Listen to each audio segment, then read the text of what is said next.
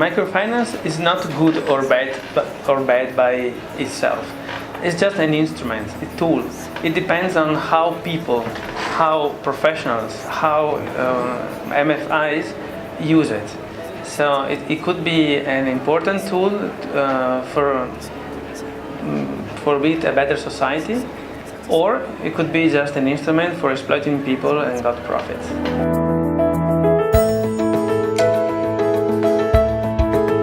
Microfinance is just a way of providing two things basically.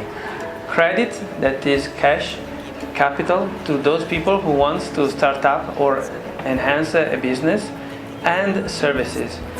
Services like skills, training skills, and basically to build up a social capital among villages, among people. So by providing capital and by providing skills and educational training, microfinance can help people be included into the society.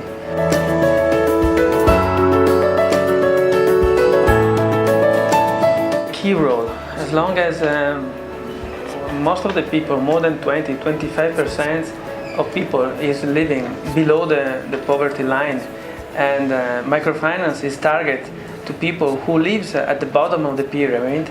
But in Nepal, let's say this pyramid is like a Buddhist temple where the base is very large, like a stupa. So the potential of people involved in microfinance is huge in Nepal. That's why microfinance in Nepal play a key role, more important than in other countries where the base of the pyramid is not so large and not so thick. So that's why microfinance is a key role that can be a success story or something that is still striving to perform better.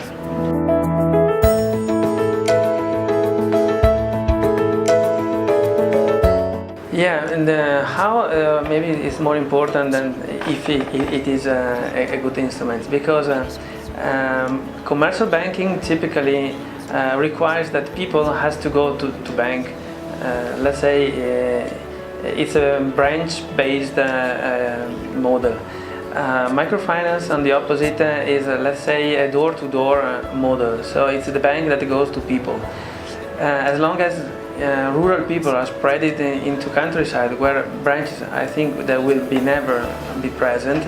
Microfinance can be, by its business model, might be a good instrument, a good let's say channel to target at rural people, deprived people, and the poorer part of the society, just by looking at its business model.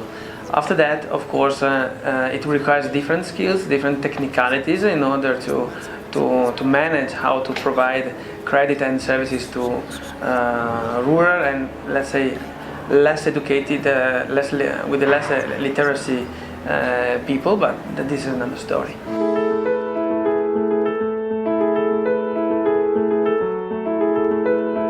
Yeah, probably you are not aware that we do have poverty and poor people in Europe and in Italy.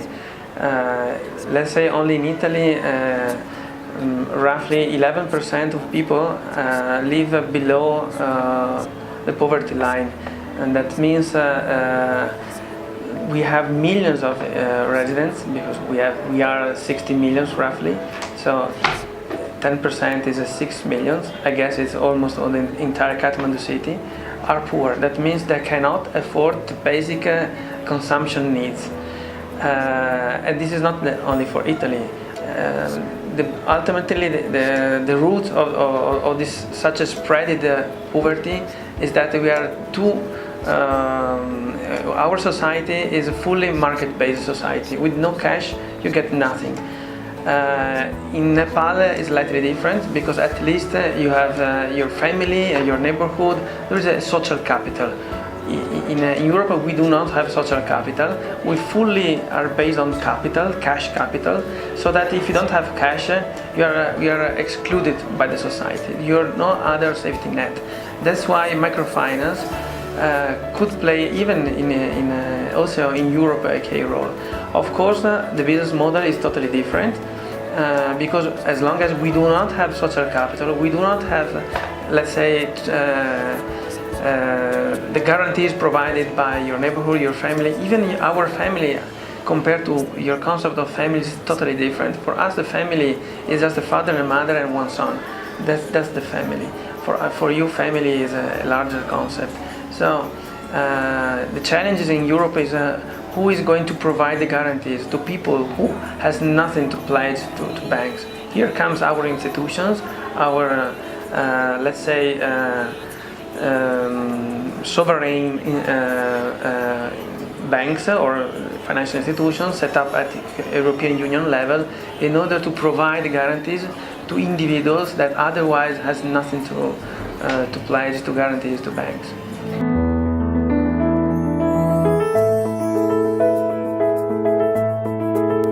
My personal idea about that is that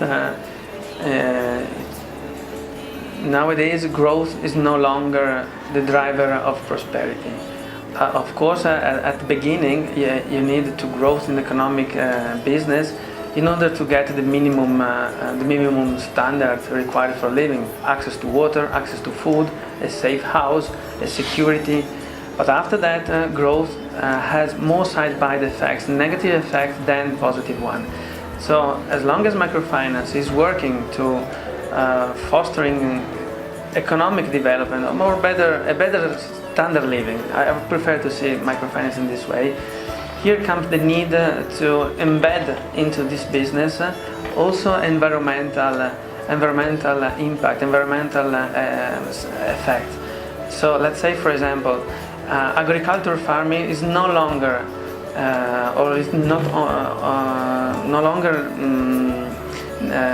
important if you don't consider the organic farming or how to use less chemical. At the end, you import chemicals from China. So even at the micro level, if you foster agriculture, organic farming, at the end, even at the country level, you will have less dependence on foreign aid, that is the supplier. And if you don't have cash in your country, probably you have to be in debt with someone else. So here comes the link between how microfinance works at the bottom of the pyramid, but they can do push some changes in the mindset of people if you just consider environmental impact. That is another example how to power your business the energy source. So green finance can be financed by microfinance. Green energy, green economy might be financed by microfinance if it's considered in the business model.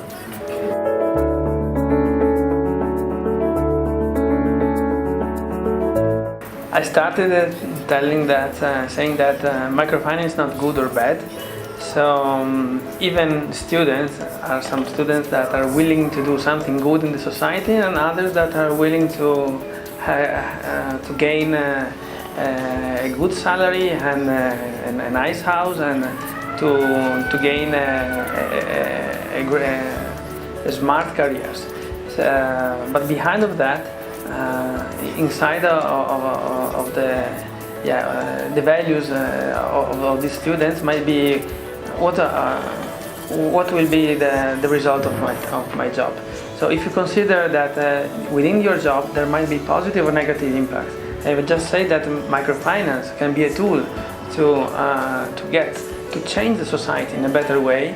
Here comes my final remarks. That is, if you want to be part of this positive change in society, microfinance can be a place to work. And at the end, it's a growing business it requires more and more skills and professionals. So at the end, probably it's more likely to work in this sector compared to the traditional one. But after all, my wish is that students, professor, and professional see behind let's say the selfish dimension of how can I get from this job, but the perspective is that how can I offer to the other with my job.